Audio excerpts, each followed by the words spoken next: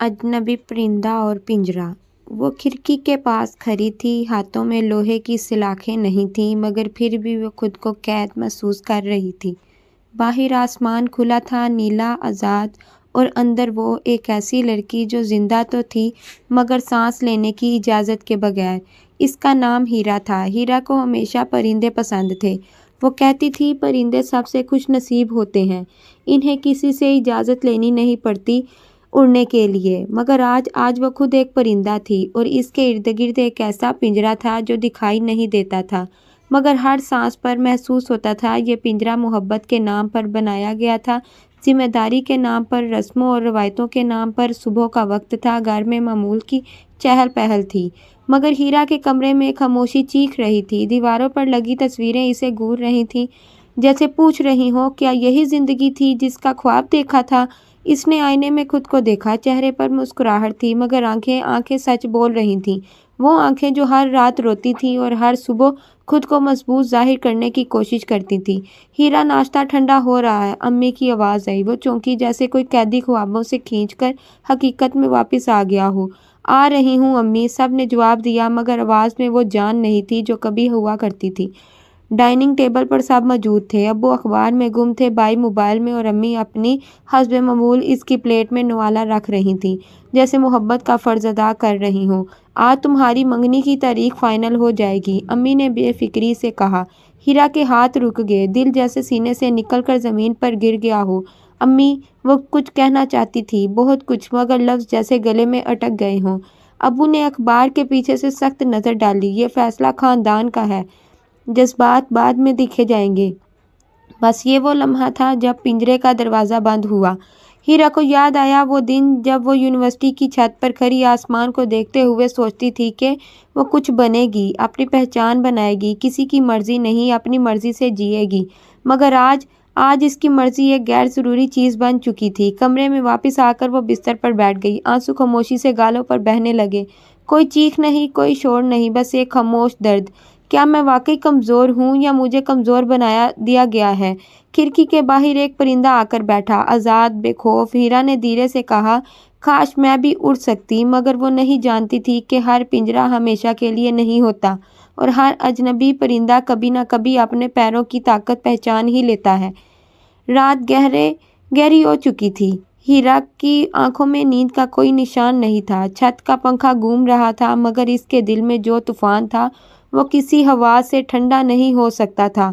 मंगनी एक लफ्ज़, मगर इस लफ्ज़ ने इसकी पूरी जिंदगी को जकड़ लिया था। वो बिस्तर से उठी और दबे कदमों खिड़की के पास जा खड़ी हुई। बाहर गली सुनसान थी। स्ट्रीट लाइट की पीली रोशनी जमीन पर लंबे साए बना रही थी। हर साए इसे अपने जैसा लग रहा था, अधूरा, खामोश, कैद। इसी लम्हे इसके कमरे का दरवाज़ा आहिस्ता से खुला। हीरा, अम्मी की दबी हुई आवाज़। वो पलटी, आंखों में आंसू थे, मगर इसने फौरन पूछ लिए। अम्मी अंदर आई, दरवाज़ा बंद किया और बिस्तर के किनारे बैठ गईं। तुम रो रही हो? हीरा हंस दी, वो हंसी जिसमें दर्द छुपा होता है। नहीं अम्मी, बस नींद नहीं आ रही। अम्मी ने इसके सर पर हाथ रखा। वक्त के साथ सब ठीक हो जाता है, शादी के बाद दिल लग जाएगा। ये सुनकर हीरा का दिल कांप गया। अम्मी, इसकी आवाज़ लड़खड़ा गई। अगर दिल ना लगा तो?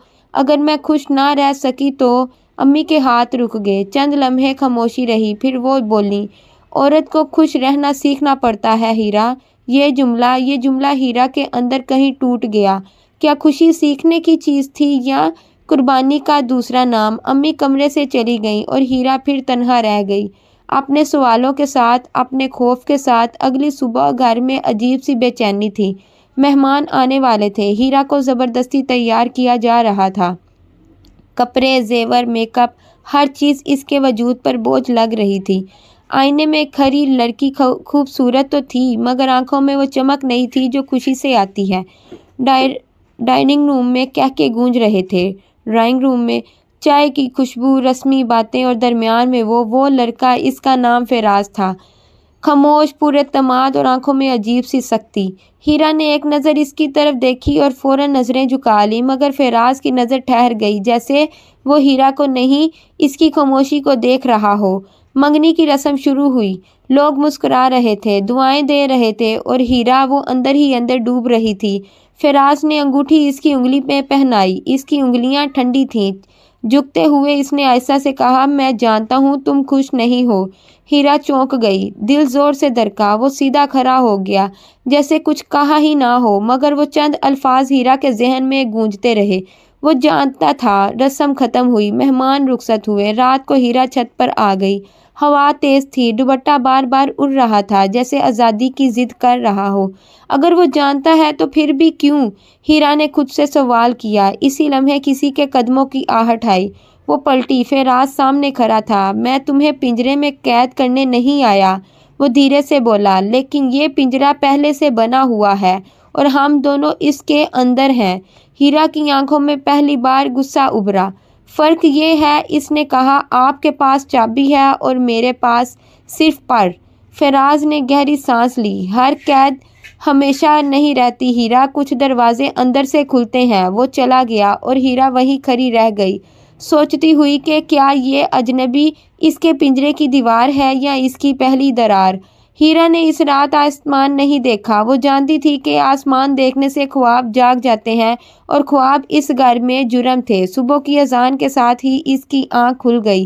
نیند پوری نہیں ہوئی تھی، مگر آنکھوں میں ایک عجیب سی سختی آ چکی تھی، جیسے کوئی اندر ہی اندر فیصلہ کر چکا ہو مگر زبان نے ابھی ساتھ نہ دیا ہو۔ امی کی آواز کچن سے آ رہی تھی۔ روزمرہ کے کام، معمول کی باتیں، سب کچھ ویسا ہی تھا جیسے کچھ بدلا ہی نہ ہو، مگر ہیرا جانتی تھی اب سب کچھ بدل چکا ہے۔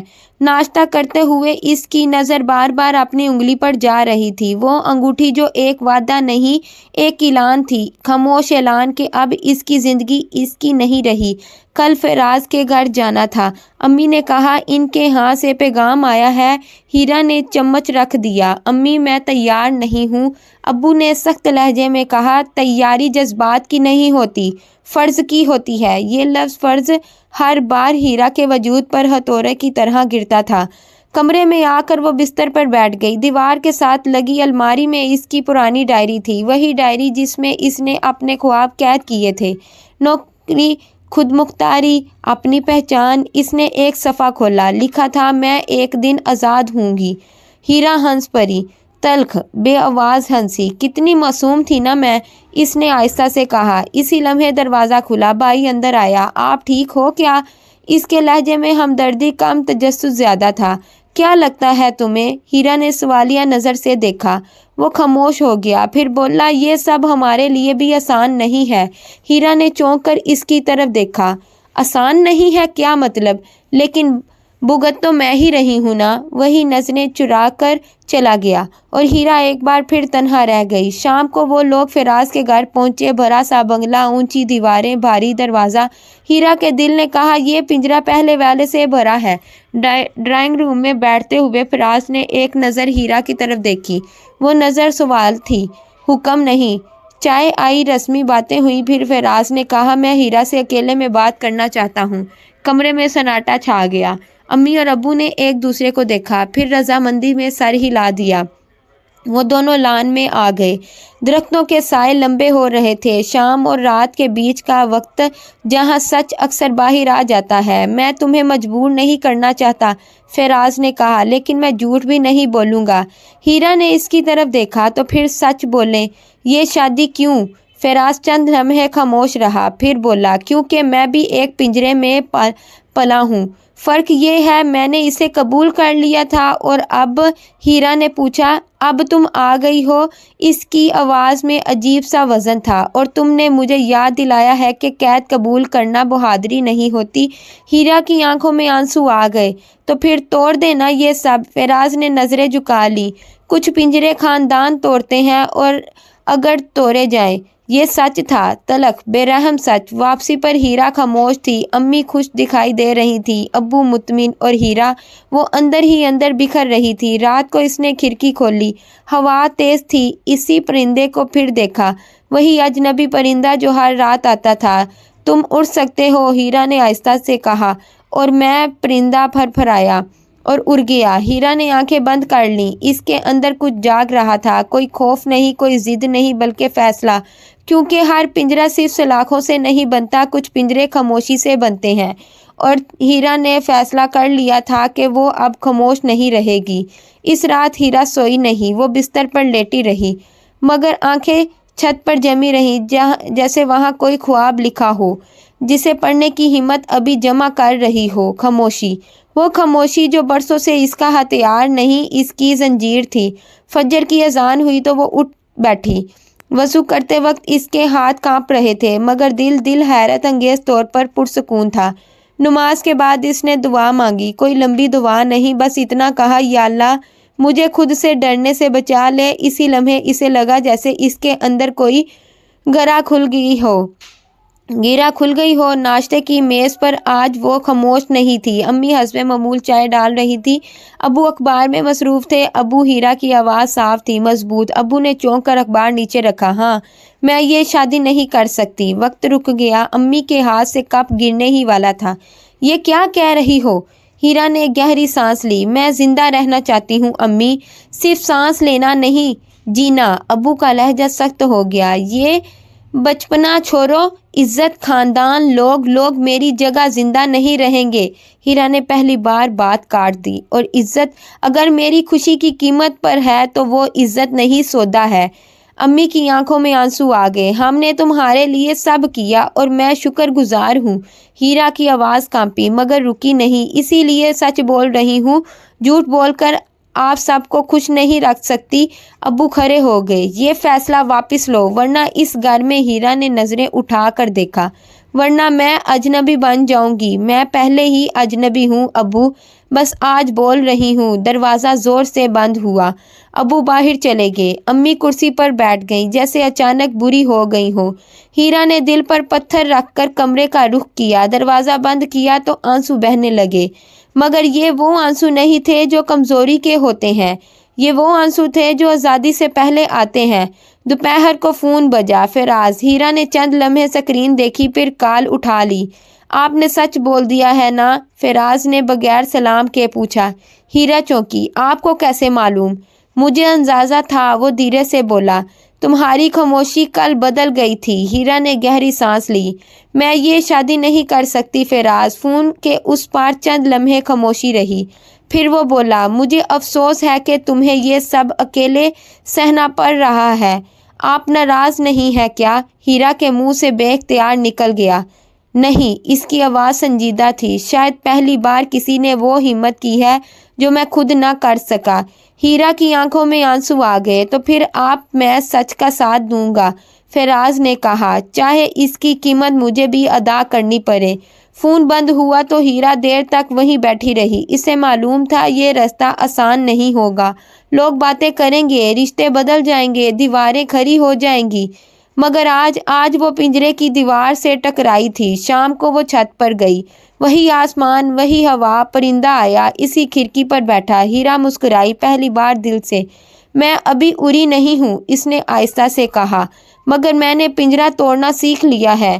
پرندہ پھرپھرایا، اور اس بار ہیرا نے آنکھیں بند نہیں کی، کیونکہ کچھ آزادی پہلے دل میں اترتی ہے، پھر زندگی میں۔ ہیرا کو اندازہ تھا کہ سچ بولنے کی قیمت ہوتی ہے، مگر یہ قیمت اتنی بھاری ہوگی اس نے کبھی سوچا بھی نہ تھا۔ گھر میں اگلے دن مکمل خاموشی تھی، ایسی خاموشی جس میں آوازیں دفن ہو جاتی ہیں۔ امی بات نہیں کر رہی تھی، ابو نے اس کے وجود کو نظر انداز کرنا شروع کر دیا تھا، جیسے وہ گھر میں تھی ہی نہیں۔ دوپہر کو خالہ آئیں، پھر پھوپھی، پھر کوئی خیر خواہ آنٹی۔ ڈرائنگ روم میں فیصلے ہو رہے تھے، ہیرا کے بغیر، ہیرا کی زندگی کے بارے میں۔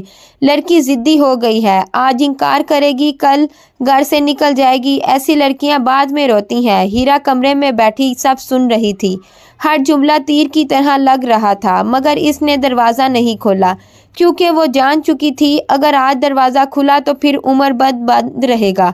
شام کو ابو اس کے کمرے میں آئے۔ ان کی آنکھوں میں غصہ نہیں تھا، تھکن تھی، اور وہ تھکن ہیرا کو زیادہ ڈرا رہی تھی۔ تم نے ہمیں لوگوں میں جھکا دیا ہے، ابو نے آہستہ کہا۔ فراز کے گھر والے جواب مانگ رہے ہیں۔ ہیرا نے نظریں جھکا لیں۔ میں معافی مانگ سکتی ہوں ابو، مگر خود کو نہیں دے سکتی۔ ابو نے تلخی سے مسکرا دیا۔ تم سمجھتی ہو دنیا تمہارے اصولوں پر چلے گی؟ نہیں، ہیرا کی آواز بھیگ گئی۔ لیکن میری زندگی، میری سانس میرے اصولوں پر ہونی چاہیے۔ ابو نے لمبی سانس لی۔ اگر یہ فیصلہ نہیں بدلا تو تمہیں یہ گھر چھوڑنا پڑے گا۔ یہ وہ جملہ تھا جس سے ہر لڑکی ڈرتی ہے۔ ہیرا کے دل نے زور سے دھڑکنا چھوڑ دیا۔ چند لمحے وہ بالکل خاموش رہی، پھر بولی، میں جانتی ہوں۔ ابو چونک گئے۔ شاید انہوں نے آہستہ التجا خوف کی توقع کی تھی، قبولیت نہیں۔ تم کہاں جاؤ گی؟ انہوں نے پوچھا۔ جہاں میں خود کی رہ سکوں، ہیرا نے جواب دیا۔ اسی رات ہیرا نے اپنا بیگ باندھا۔ زیادہ سامان نہیں تھا، کچھ کپڑے، ڈائری اور وہ ہمت جو اس نے برسوں میں جمع کی تھی۔ امی دروازے پر کھڑی تھیں، آنکھیں سرخ تھیں، لب خاموش۔ امی، ہیرا نے آہستہ سے کہا۔ امی نے اسے سینے سے لگا لیا۔ دنیا بہت ظالم ہے بیٹا۔ ہیرا کی آنکھوں سے آنسو بہنے لگے۔ مجھے پتہ ہے، اسی لیے خود کو نہیں چھوڑ سکتی۔ دروازہ بند ہوا۔ ہیرا باہر آ گئی۔ رات کی سڑک سنسان تھی۔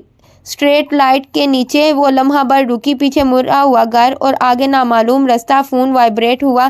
فراز کا میسج تھا، اگر تمہیں مدد چاہیے ہو تو اکیلی مت لڑنا، کچھ جنگیں ساتھ لڑی جاتی ہیں۔ ہیرا نے اسکرین بند کر دی۔ دل میں شکر تھا مگر فیصلہ بھی۔ یہ جنگ میری ہے، اس نے خود سے کہا، اور مجھے اسے خود جیتنا ہے۔